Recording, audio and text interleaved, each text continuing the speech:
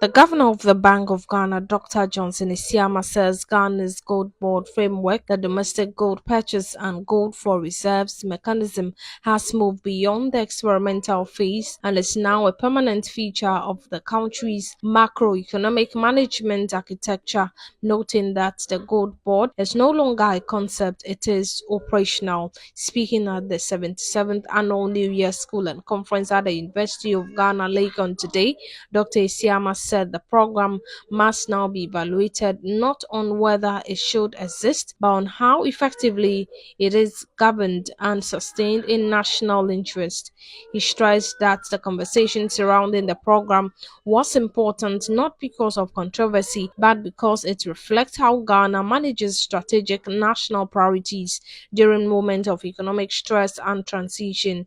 According to the governor, the domestic gold purchase program was rolled out at a time of severe foreign exchange pressures, declining reserves, and fragile investor confidence. But to one particular theme I want to move to, given I have only 3 minutes, I believe I have just 1 more minute to go, is a very, very interesting issue that has come up in recent times, which we consider a national priority.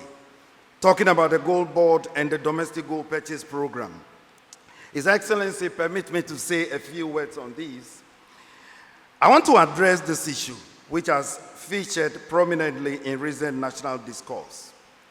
The conversation matters not because it is controversial, but because it speaks directly to how Ghana manages strategic national priorities at moments of stress and transition. The gold board is no longer a concept, it is operational. It is embedded within our macroeconomic framework and has reshaped how Ghana captures value from its gold resources while strengthening external buffers. The relevant question is therefore not whether gold board should exist, but how it should be governed, how it should be refined, how it should be sustained, and to do so in the national interest. As you will remember, the domestic gold purchase program was introduced at a moment of acute vulnerability, and this was when foreign exchange buffers became thin and confidence was fragile. Its purpose was clear, and this was to strengthen reserves, stabilize the currency, and create space for macroeconomic recovery by leveraging Ghana's own natural endowment.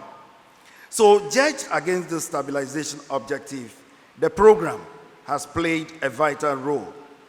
Dr. Isiama disclosed that the Bank of Ghana, in collaboration with the Ghana Gold Board and the Ministry of Finance, will convene a high-level policy workshop to strengthen the program's design and alignment with international standards. Arguably, the institutional role of Gold Board has strengthened coordination across the value chain, while the introduction of a gold FX auction mechanism has enabled more structured and transparent intermediation of gold-related foreign exchange flows. So looking ahead in 2026, Your Excellency, the G4R program must be anchored more firmly within the broader Government of Ghana framework as a national priority. And responsibility will be shared in such a way that sustainability does not rest on any single institution. We encourage informed debates, we encourage evidence-based analysis, and we encourage diverse perspectives on such critical programs such as the DGPP. And in that spirit, the Bank of Ghana, working with the Gold Board and the Ministry of Finance, we intend to convene a focused policy workshop with experts, with market practitioners, and policymakers to examine how this national priority can be refined further in line with best practices elsewhere.